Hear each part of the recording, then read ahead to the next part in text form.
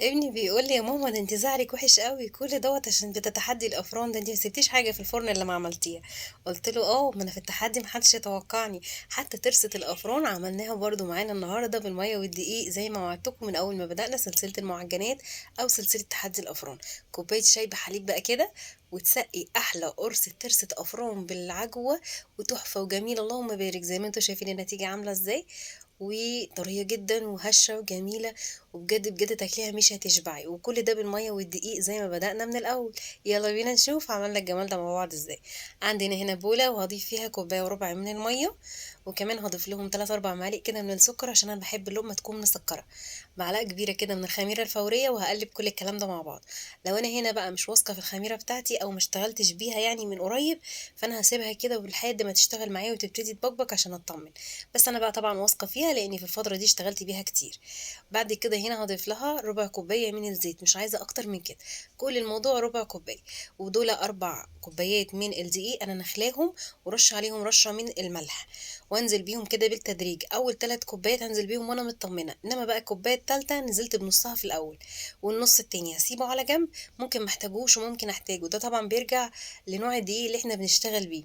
هاقلب كده في الأول وأنا سايبة نص كوباية على جنب، وهانزّلها بالتدريج معلقة، معلقة. أهم حاجة إن أنا أدخّل الأول المكونات بعضها مع بعضها كده، وهنا بقى ونسمّي بسم الله ونشيل المعلقة، وبإيدينا بقى هي اللي هتحس العجين بتاعنا. هالِم عجينتي كده وكل ما ألاقيها محتاجة معايا دقيق، أنا هارُش لها كده رشّات أو معلقة، معلقة كده واحدة، واحدة. هنا لقيتها محتاجة هارُش لها بقى كده رشّة من الدقيق، يعني معلقة دقيق، معلقة دقيق، لحد ما تلِم معايا عجينتي وأتأكد إنها خلاص مش محتاجة معايا. كل اللي إحنا بنشتغل بيهم دول هم 4 كوبايات كلّهم أول عن آخر، اللي ضفناه في الأول واللي إحنا دلوقتي بنضيفه. هاشوف دلوقتي هي محتاجة معايا والّا لأ. بُصّوا بقى هنا كده أنا لقيتها استكفت معايا مش محتاجة خلاص دقيق تاني. عرفت منين؟ لقيتها ابتدت تسيب البولة بتاعتي.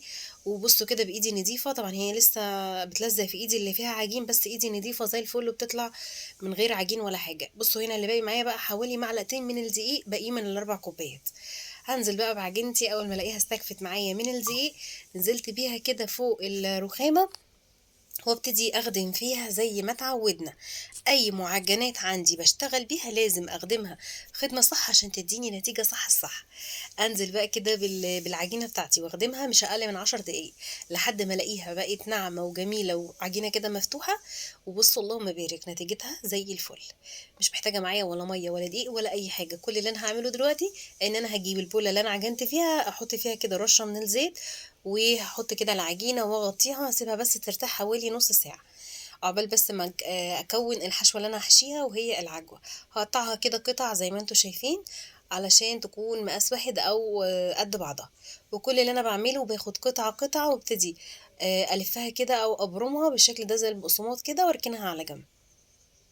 باسهّل الشغل بتاعي أو باحضّر للشغل عشان تبقى معايا كل حاجة جاهزة قدّامي وأنا باشتغل، وكده، كده العجينة معانا بتخمر وإحنا فاضيين.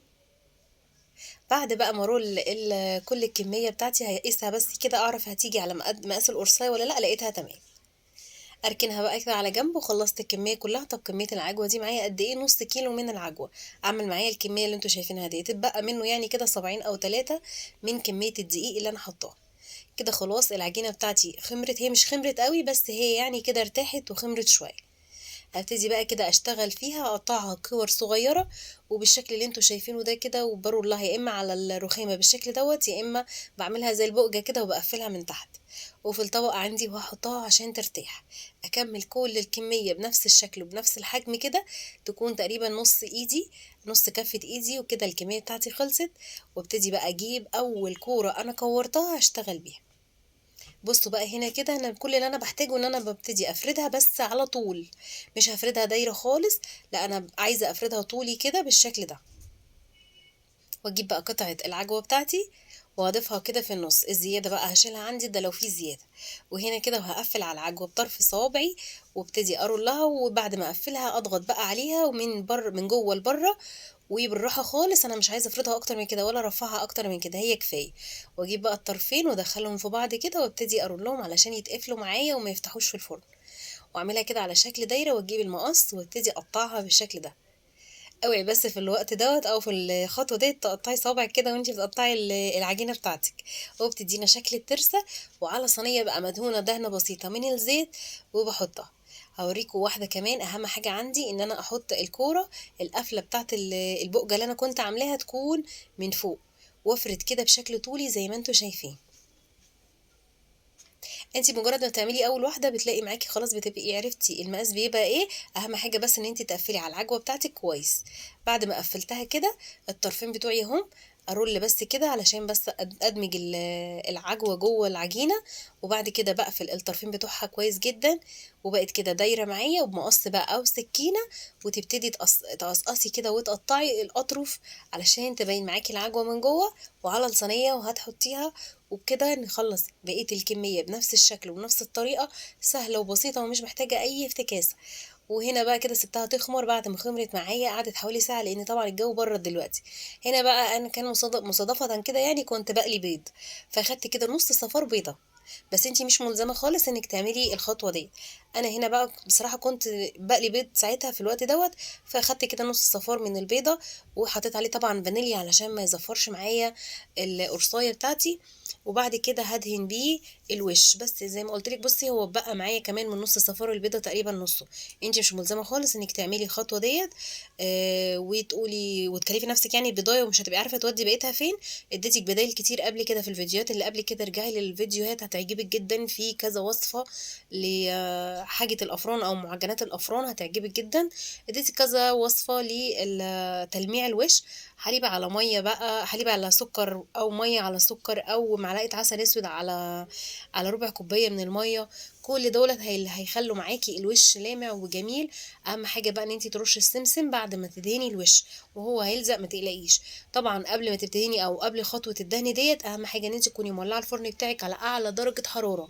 المعجنات بتاعتنا بتدخل على درجه حراره عاليه جدا، يعني 250 لو عندك اكتر تمام. ودخلي المعجنات بتاعتك او القرص بتاعتك على درجة حرارة عالية. هي ما بتاخدش اكتر من 12 دقيقة وبتبقى خدت لون كده. لو اخدت معاكي لون من تحت ومن فوق لسه، ولعي عليها من فوق اقل من 5 دقايق وبتبقى واخدة معاكي اللون الحلو ده وانتي واقفة قدامها. هي مش محتاجة انها تتغطى ولا حاجة، طالعة معايا طرية من الاول. بس انتي لو لقيتيها ناشفة شوية غطيها لحد ما تبرد كده، غطيها بفوطه، ارمي عليها فوطه، وهتبقى معاكي زي الفل والنتيجه اللهم بارك. ما تنسينيش بقى في اللايك لو عجبك الفيديو.